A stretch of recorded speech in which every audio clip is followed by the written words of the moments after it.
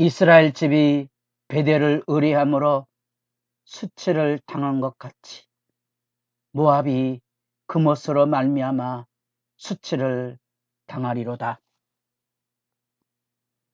새벽을 깨우는 거룩한 기도자 여러분, 주의 말씀 앞에 힘을 얻어 세상을 바라보는 기도가 보다 더 깊어지고 진실해지고 영광스럽기를 바랍니다. 오늘 우리가 읽어갈 하나님의 말씀은 예레미야 48장 11절에서 25절까지의 말씀으로서 모압과 암몬으로 이어지는 열방에 대한 심판의 말씀을 듣게 됩니다. 이 블레셋이 이 게돌과 하살과 마찬가지로 이스라엘 백성의 가나안 정착 때부터 그 옆구리의 가시처럼 이스라엘 괴롭힌 존재로서의 심판의 원인이 거명되지 않을 만큼 하나님 앞에 심판의 대상으로 쓸어버림이 되었다면, 이제 모압과 암몬으로 이어지는 이 부분은 자기들 주의 일에 열심해야 하는데 여호와의 일을 게을리했던 거죠. 다시 말하면 자기들의 힘과 능력과 재물을 의지했던 그런 오만함에 대한 징벌로서 모압과 암몬이 열방의 심판의 대상이 되는 부분 중에 우린 지금 모압 단락을 읽어가고 있습니다. 이런 주제를 대조해 보면 조금 더 열방 심판의 의미를 생각해 볼 수 있을 거고요.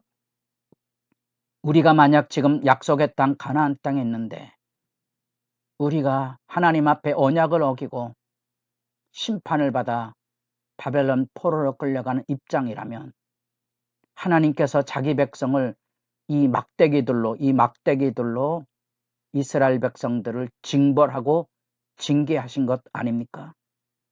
그렇다면 이 막대기들을 가만두겠습니까? 다 잘라버리겠죠. 그런 의미를 생각하시고, 만약에 우리 대한민국이 하나님의 심판을 받아 멸망한다면 누구로 멸망하게 되겠습니까?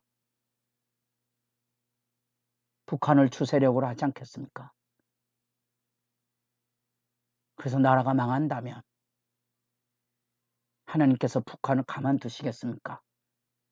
그런 이야기죠. 중국을 가만두겠습니까? 우리나라의 멸망을 고소해야 할 일본을 가만두겠습니까? 사주 세력인 저 러시아와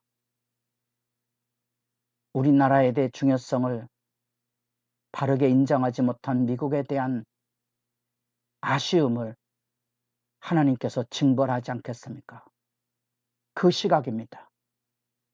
저는 친미주의자가 아닙니다. 그러나 합리적인 생각을 하면 우리에게 가장 큰 디딤돌이 됐고 합리적인 판단할 수 있는 외교적인 후원은 누구인가가 분명하지 않겠습니까? 그렇게 우리가 열방을, 세상을 바라보는 하나님의 시각을 가질 필요가 있고요. 결국은 하나님의 심판을 이 세상이 면할 길이 없다는 사실들을 겸허히 기억하고 살아가야 한다는 사실입니다. 요즘 이제 유래를 찾기 어려울 정도로 더워지고 있는 세계적인 몸살아리가 있기 때문에 배나도 세계의 멸망이 그리 멀지 않았다는 것도 피부로 느끼고 있지 않겠습니까? 열방에 대한 심판은 우리로 하여금 우리만의 입장에서 생각하는 게 아니고 전 세계의 하나님의 주권이 어떻게 움직여지는가를 보게 할 뿐 아니라 하나님의 백성이 언약을 어기고 심판을 받아 끌려갔지만 그 백성을 괴롭히거나 그 백성을 수탈한 민족을 하나님께서 결코 좌시하지 않을 것임을 분명히 보여주고 있는 단락이 열방 심판의 의미입니다. 그리고 그 안에 자기 백성은 하나님을 버렸지만 하나님은 자기 백성에 대한 안타까운 시선을 거두지 않았다는 사실, 그런 점에서 눈물 나는 하나님의 진실을 우리가 만나보고 그 하나님의 진실은 이제 이후에 새 언약을 이루는 십자가에서 정점을 만납니다. 내가 너를 사랑하노라. 그 영원한 하나님의 사랑의 약속을 기억하십시오. 그래야 내가 때로는 내 주변 사람들로 인하여 고통과 아픔을 당할지라도 원망하고 다투고 싸우는 초보신앙에서 일어나십시오. 반드시 하나님의 심판이 있을 거고요. 공의의 회복이 있을 거거든요. 기다릴 줄 알아야 되고요. 긍휼의 마음을 가지고 자라가야 합니다. 이 모압의 죄악은 분명히 밝혀진 것은 그들이 누리고는 풍요와 그것으로 의한 오만이고 그들의 풍요로 대조되고 있는 이 그모스 신 그리고 자기들이 가지고 있는 그 힘의 장정들, 용사들이 있다는 거죠. 그래서 그들이 한때 평안을 구가했지만 이 바벨론 세력으로 인하여 포로로 끌려가고 그 땅은 완전히 파괴될 것이라는 거지요. 이 모압과 암몬은 블레셋이 침공에 들어올 때 이 이스라엘 백성으로 향하여 나가는 바벨론 군대로 인하여서 자기들은 평안하리라고 생각됐던 거지요.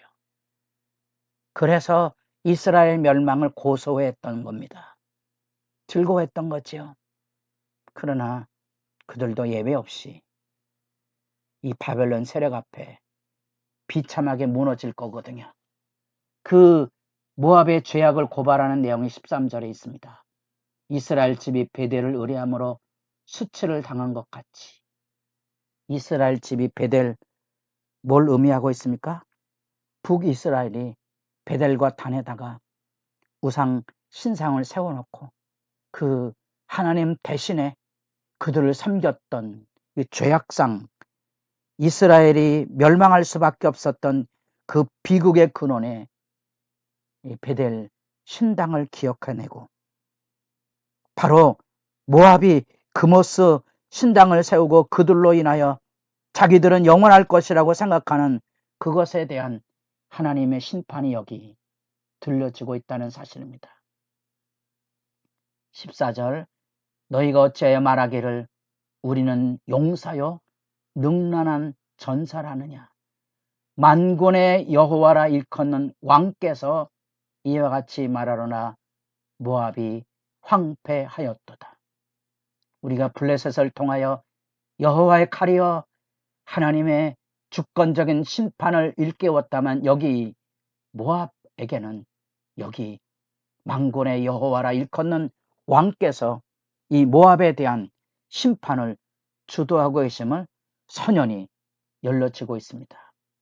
11절에 보면 마치 포도주 그들은 그 자기들이 누르고 있는 풍요와 안정을 구가하고 있는 그런 모습인데 그 술을 옮겨놨는 사람이 있어서 그들 옮기고 비워버린다는 상징처럼 이제 만군의 여호와 왕의 명령으로서 애굽이 심판을 받았던 것처럼 모압도 그렇게 심판의 자리에 떨어지게 될 것이거든요.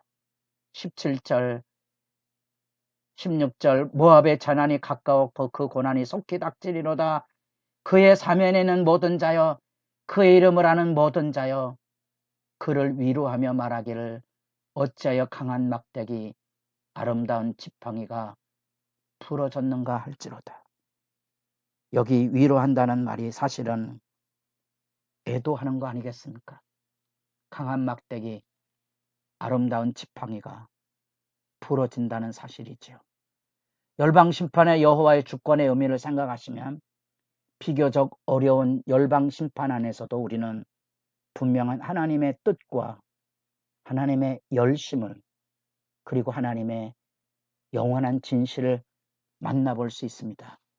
그 안에 하나님의 백성의 멸망을 즐거워 희낙낙하던 모압과 암몬의 이 대표적인 그들이 누리고 있는 평안에 대한 심판과 그들이 가지고 있는 베델의 신당처럼 그모스 신당으로 인하여 멸망하지 않을 것처럼 희낙낙하던 그들에게 마치 지팡이가 막대기가 부러지고 무너지는 것처럼 그들의 장정과 용사들이 블레셋 군대 앞에 비참하게 짓밟힐 것을 들려주고 있고 25절 모압의 뿔이 잘리고 그 팔이 부러졌도다 여호와의 말씀이니라.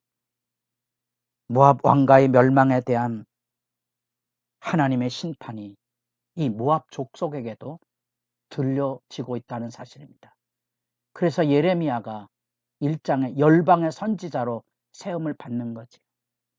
이 블레셋이라는 도구를 통하여 지금 하나님은 유다 백성들의 죄악상뿐 아니라 모압 족속의 죄악도 그 몽둥이를 통하여 징벌하시고 하나님 앞에 멸절하게 함으로써 이제 유다도 열방도 다 무너지고 오직 그 몽둥이마저 부러져서 바벨론도 다 심판을 받을 때 오직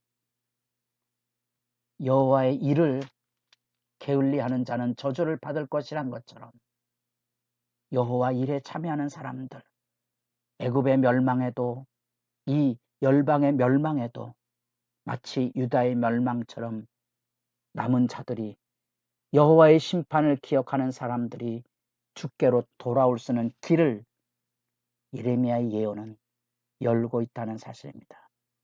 하나님의 심판 중에 하나님은 자기 백성을 구원하실 것이다. 이제는 유대 이스라엘이나 열방이나 예외 없이 하나님의 심판에 다 회파되고 오직 예수 이름으로만 구원받는 새로운 새 언약의 시대가 심판의 말씀 앞에 동토하고 있는 것입니다.